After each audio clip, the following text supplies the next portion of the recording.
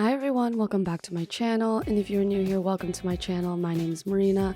I'm a certified lash tech based in Toronto, Canada, and I like making lash extension videos. And I did take a little bit of a break, but I'm now back. Happy New Year, everybody. And if you guys have any certain videos you want me to make, please give me suggestions, because I'm always trying to kind of cater to you guys. But this year I might try to incorporate a little bit more vlog style as well. But today we are going to be doing a mega volume wet set. So this is different from just the average wet set because there's a little bit more to it. But before I get into everything, like I always say, take everything I say with a grain of salt. Things that might work for me might not work for you. So I always encourage you to learn from different avenues and watch other people's videos. But yeah, like I said, this is a mega volume wet set. We are doing it in a cat eye style. The lengths are from 9 to 13, but I skip 12 because I like to give that little cat eye flick. We are doing D and double D, and the diameter is obviously 0.03 to give that mega volume density. Now, what I do find, and through trial and error, is that with certain sets, especially the wet set, it's actually extremely difficult to get that kind of dense look, because if your client is looking for mega volume, they want that darkness from it. But the wet set is usually a more natural looking set. So you kind of have to be able to find a good middle ground for accommodating the density and the thickness of a mega volume set, along with the spikiness and the kind of wet look from the wet set. And so how I combat this is that I actually do still incorporate fans. The difference between this mega volume wet set and like a volume or a hybrid wet set is that I don't add any fans when I do a volume wet set or if I do a hybrid wet set, because I'm trying to still get that nice dense darkness and that dark lash line. I have to incorporate a few fans as I go through the spikes. Now, there's no particular order that I do this in. I just kind of add the fans as I'm going. I try to just eyeball it, but at the same time, I'm still trying to make it as symmetrical as I can. Obviously, sometimes it's not going to be completely symmetrical, but I try my best to do so. And this client, you know, we've kind of tried to use like different techniques and different ways to get this perfect set she wanted. And I think we finally found like a good middle ground to do this. And so what I might do, and something that I can kind of share with you guys to help you get that mega volume wet set look, is that I'll maybe add like 4 spikes together, and then I might add in like 3 fans and then go ahead and add 4 more spikes. So then this way the spikes are super dense. You're only adding 3 fans for the lash line, and then you can still get that nice separation that gives it that wet look without, you know, sacrificing the density and the thickness of the mega volume set. Something to also really try to, I guess, acknowledge and be really weary about when you are doing this set is making sure that the room temperature and the environment is up to par. I did find that with 0.03, it tends to pick up a lot more glue, and actually the glue tends to travel up faster if your humidity isn't on point or if like the environment isn't at its best. You want the glue to be able to cure enough so that you're not going to get any stickies on your tweezer. Because for me, I do find that mega volume compared to volume or hybrid, I noticed that the glue pickup is a slightly different. I don't know if this is for everybody or if this is just like an issue I tend to deal with, but I have a theory, because the hairs on the 0.03 are so much thinner and you're grabbing so much more. There's like this, for some reason, it tends to like not dry as fast, or it just moves up the lash extensions like a lot faster, so then my tweezers get sticky, and then you're also not able to place them on the lash properly, because then now the hairs are stuck to the tweezer. So that's just something I kind of, you know, was having an issue with when I was first starting, but after some adjustments it was fine. And I also used a curing solution. And if you guys are interested in what curing solution I use, I have it linked in the description box below, so feel free to go look at that. But yeah, like, you know, if you guys are having issues in terms of like the humidity, it's like not drying fast enough, you can always use a curing speed or a curing solution if you are tending to work faster, or you can go ahead and opt out for a faster curing glue. The reason I don't really go for a faster curing glue is because I really like using clear glues.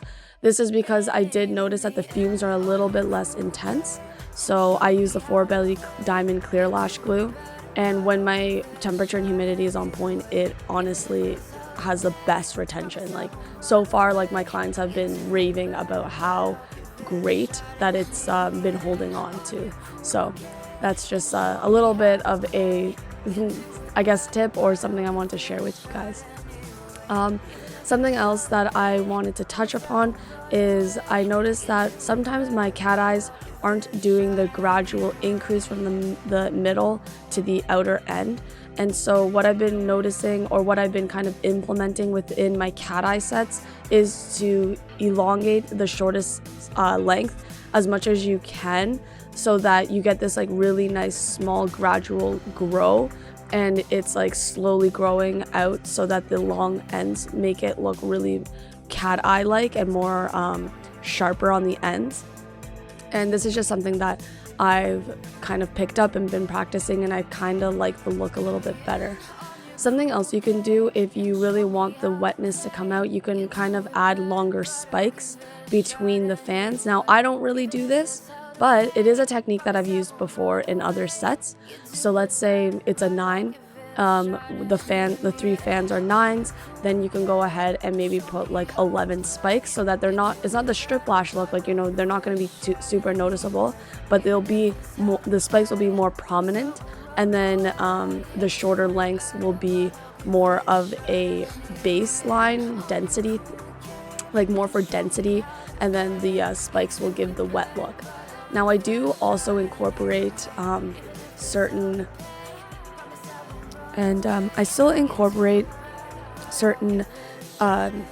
different techniques into making these kind of spikes and these kind of looks. You can go ahead and just practice what you feel will look the best. I just kind of like sticking to what I know, which is grouping the spikes and then adding the fans, even if the fans are the same size. But again, like, you know, some people want it more textured or more spiky. I would recommend doing that. It really does work.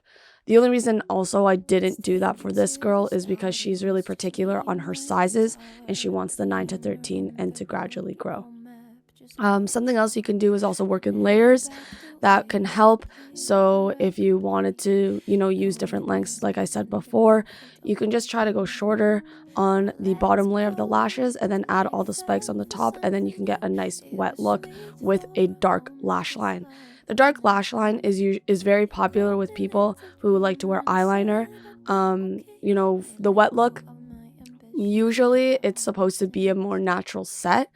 So if they are looking for the darkness, you can always incorporate really wide fans for the base, and then the spikes can just sit on top. But remember, guys, this is different from a strip lash look. It is not the same. There are a lot more spikes in the wet lash look. You're gonna like basically add as many spikes as you can. Whereas when I do the anime set or the strip lash look, I'm probably just using 5 spikes max, and then the rest of the base are just layers.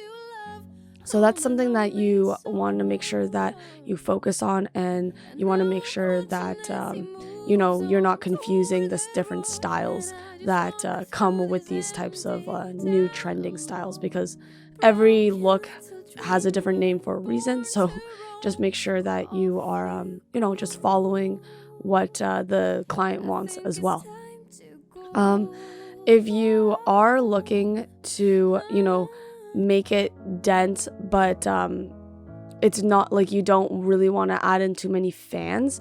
Something else that I was doing before this one, which is a technique that still works for me, but something that I was doing before I did the fans and then the spikes, was I would only apply spikes, like no fans, but at the very end I wouldn't put primer on the base of the lash extension, only a tiny bit of serum on the tips.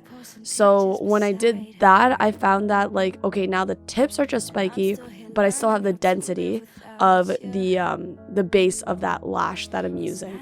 So I hope that makes sense. Like, I'm using spikes throughout the entire eye, but only applying a little bit of serum. And yeah, that's basically it. I hope some of these tips kind of helped you. You know, if you need someone to practice on, you know, offer a discounted rate. You know, with new sets, you're gonna have to practice. So always, I just recommend doing model prices. It's always good to practice. So yeah, if you have any friends or family that will do it for free, that's even better. Anyway, thanks guys for listening and watching. I post every Sunday around 6:15, but today, obviously, because of the new year, I am posting on a Monday. Yeah, but enjoy the rest of the video, and if you have any questions, please leave a comment down below. Any engagement does help, so if you could leave a like below, and I will see you guys next week. Thanks so much.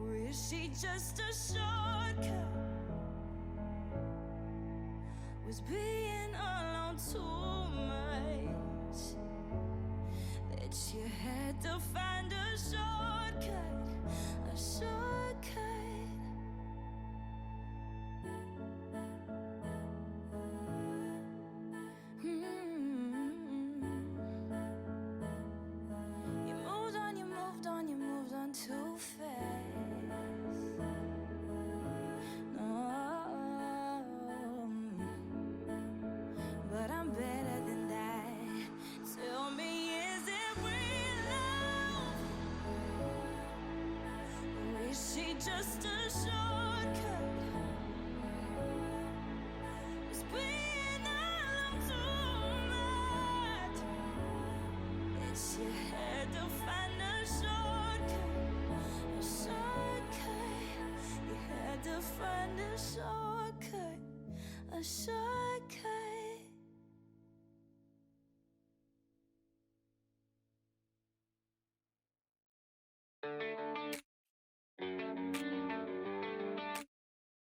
You're the drink, the capsule.